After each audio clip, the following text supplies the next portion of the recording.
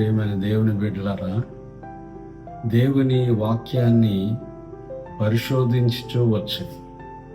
మీరు దేవుని సన్నిధానంలో దేవుని వాక్యము పరిశుద్ధ గ్రంథమైన బైబిల్లో ఉన్న ఈ మాటలు దేవుని మాటలు, దేవుని మాటలే దేవుని వాక్యం.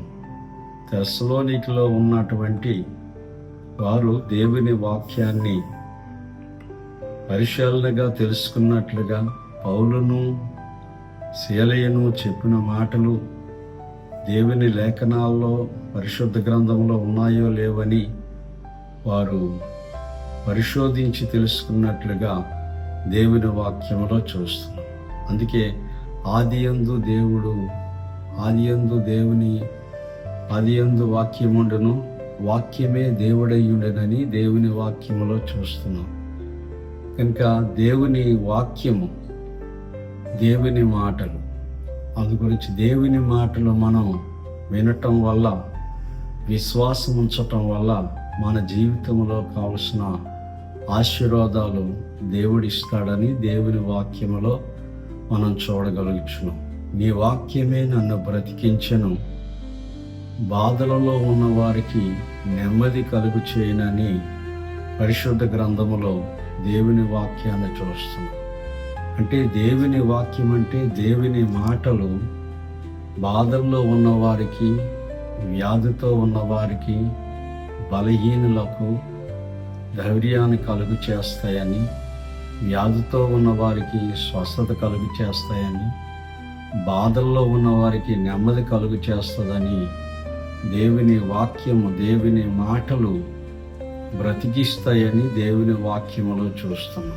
గనుక ప్రభువునందు ప్రియమైన దేవుని బిడ్డలారా, దేవుని వాక్యము, దేవుని మాటలు నెహెమ్యా గ్రంథము 8వ అధ్యాయము 3వ వచనములో మనం చూసినట్లయితే, దేవుని వాక్యాన్ని చదవనందుకే వారు ఉదయం మొదలుకొని మధ్యాహ్నం వరకును దేవుని వాక్యాన్ని చదివినట్లుగా, ధర్మశాస్త్రాన్ని చదివినట్లుగా, స్త్రీలు పురుషులు దేవుని ప్రజలు చదివినట్లుగా దేవుని వాక్యములో చూస్తున్నాం. ఎందుకంటే దేవుని వాక్యము చదవటం వల్ల మన జీవితంలో అనేకమైన ఆశీర్వాదాలు పొందడానికి అవకాశం ఉంటుంది. అందు గురించే వారు తెస్సలోనికలో ఉన్నటువంటి వారికంటే వీరు ప్రతి దినము దేవుని వాక్యాన్ని, లేఖనములను పరిశోధించినట్లుగా దేవుని వాక్యములో చూస్తున్నాం. అందు గురించి దేవుని వాక్యము శ్రద్ధగా విన్నప్పుడు,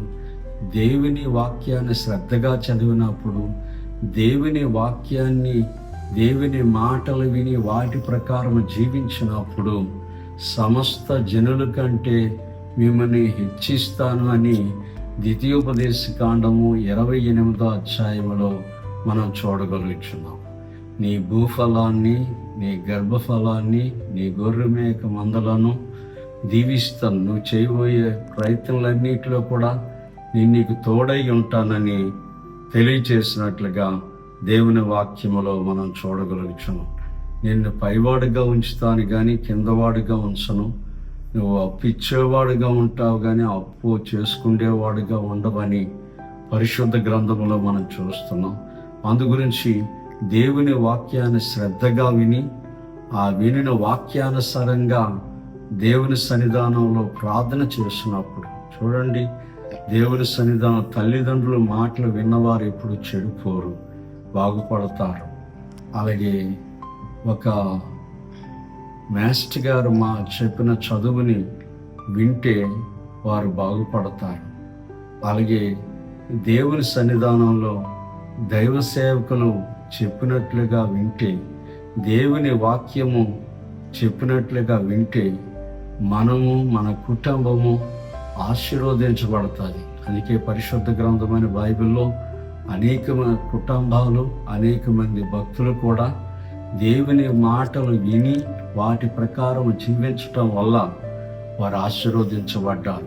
ఈ సహోదరి, సహోదరుడా, నీవు కూడా దేవుని వాక్యాన్ని శ్రద్ధగా చదువు, దేవుని వాక్యాన్ని, దేవుని మాటలు విను, వాటి ప్రకారం జీవించు.